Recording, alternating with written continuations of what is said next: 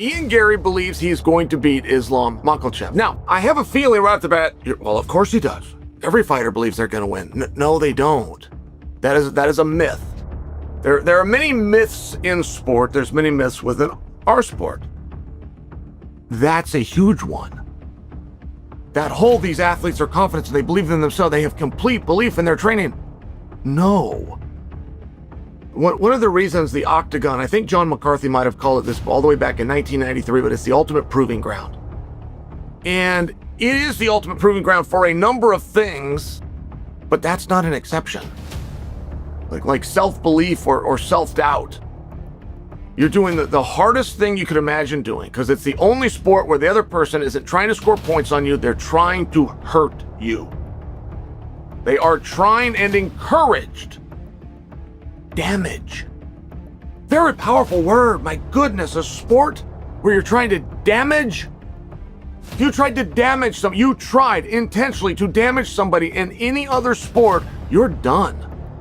As you guys know, Ian Garry is a very, very confident kid. I mean, I remember when I first met him, we were in New York City, and he was about to fight on a pay-per-view at the time. And we did his fighter meeting. He came in with his family, and he literally sat on the table, in the middle of the table, as we did the fighter meeting. So you got me, Megan O'Leary, John Anik, Zach Canzito, Michael LaPlante, all the producers, and Ian Garry is just literally sitting on the table in the middle of all of us, and he's talking. Now, a fighter meeting is supposed to be 15 minutes.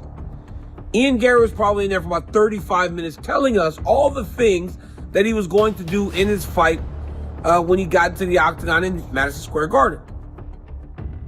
You left there, one, going, man, that meeting was much longer than it was supposed to, but also impressed by the kid and his confidence and his belief in himself. But when you hear him saying, I want to fight Islam Makhachev, who is the #1 pound-for-pound fighter in the world now, no questions about it, because obviously Ilya was in the conversation, but then with him losing to Justin Gaethje, Islam is unchallenged as the #1 pound-for-pound fighter in the world. When you hear him say stuff like, I want a 4th round knockout because I don't want anyone to say it was a fluke. I want to dominate him over the course of 4 rounds and then finish him. No, I triggered on 5 rounds because in sparring, he gave me an incredible 5 hard rounds the last time. The last sparring session he had, I'm sorry. And before that, he gave me some good ones. And I said, hey, your last sparring session, I'm going to see the best 5 rounds you've ever given me. And he gave me 4 fantastic rounds last Thursday, and then I said, now give me the 5th one. I want to see it better. And he performed better than the first round on the 5th round. So the key point for me was the mental edge, and I wanted to give him that. I said, oh, he can't deal with our speed. He's slower than us. So I've taught Islam the Matador fighting routine already from a long time ago with David Ramos. So I say to him, I go, Matador, stay on the Matador side. Inside, we take him down, but we don't get inside. And at one point, he did get in the clinch, and he got hit with some shots. So it's the only time he really got hit, with some decent shots. But we told him we didn't want to be in the clinch. The UFC world is once again buzzing with excitement after one of the most respected voices in mixed martial arts, Joe Rogan, shared his thoughts on a potential showdown between Islam Makhachev and Ian Machado Garry. While nothing inside the octagon is ever guaranteed, Rogan believes this matchup presents a very different challenge for the reigning lightweight king than many fans might expect. Yeah, like Islam's coming back from an injury, a hand injury. As soon as he's ready, we'll figure out what's next for him. Also on Irish fighters, the Zuffa Boxing Sky Sports deal was announced this week, and the social media posts specifically mentioned the UK and Irish fans. And I'm wondering, what's the likelihood that we get a Zuffa boxing show back in Ireland in 2026? Yeah, definitely. Yeah, we definitely will, yeah. One other question on that. I am, alongside my day job here, I'm the #1 ring announcer in Irish professional boxing.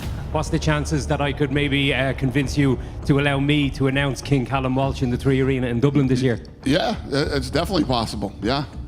Okay, let me know. Let me know. Right. Hopefully we can make it work. All right. Into it. Why don't you give show Lene your stuff? Let me look. Get it to her, and then I'll check it out. All right. Okay. One more. So news about Conor coming back. Now we got Conor and Ian Garry from Ireland. Are you looking at a Dublin card anytime soon? With Conor coming News back? about Conor coming back. Now you got Ian Garry and Conor McGregor. Are we coming back to Ireland soon? Yeah, that's a great question. Definitely not with those fights.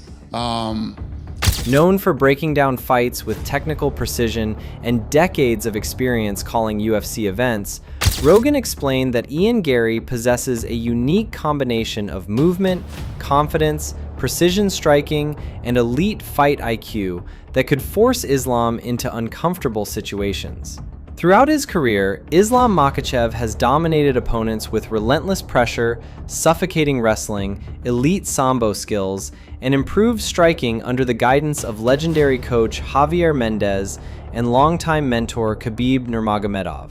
Many analysts have considered him nearly unbeatable. Islam was just ready. He's just too much for him. But it's only because we were ready for a super, super tough guy that, a lot of people, you better not underestimate Jack. He is a really tough customer. Just because this fight went our way, the way, we wanted it to go, it didn't mean it could have gone the other way if we didn't prepare properly for him. Did you think, it looked like there might have been something wrong with his calf or his leg from one of the leg kicks? We saw Jack kind of wincing in the exchanges and things like that. Do you think he was hurt? Do you think he might have been injured at some point in the No, fight? he 100% was injured from those calf kicks, and basically he switches really well, but on this one here, he was messed up because he couldn't switch the way he wanted to, so it screwed up his rhythm. So no, those calf kicks played a big factor in him, and I don't think he was as prepared for the Islam Makhachev that came at him.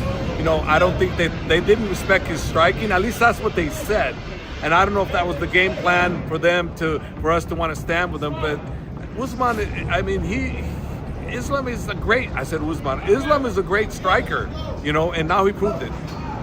Especially after victories over Charles Oliveira, Alexander Volkanovski, Dustin Poirier, and other elite competitors. However, Rogan emphasized that every dominant champion eventually meets a stylistic puzzle capable of testing even the greatest fighters. According to Rogan, Ian Garry may represent exactly that kind of puzzle. Rogan pointed out that Garry is not the type of fighter who stands directly in front of opponents looking for a brawl. Instead, he constantly changes angles, controls distance with pinpoint accuracy, and forces opponents to reset before launching fast combinations. His ability to maintain composure under pressure has become one of his biggest strengths. Since entering the UFC, Garry has consistently demonstrated remarkable confidence without becoming reckless.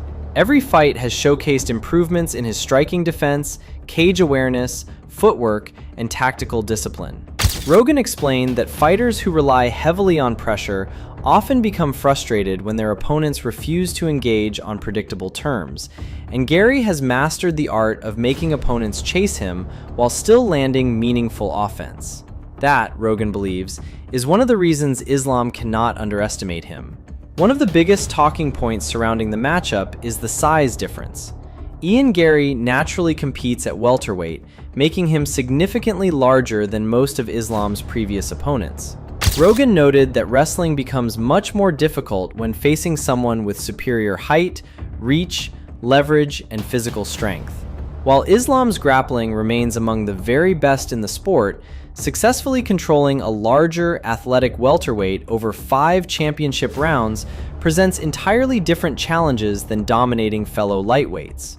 Rogan explained that weight classes exist for a reason, and although elite skill often overcomes physical disadvantages, every pound matters when two world-class athletes compete at the highest level. Garry's frame could potentially make takedowns more difficult and allow him to defend against prolonged ground control better than many expect. Rogan also praised Garry's ability to study opponents and execute intelligent game plans.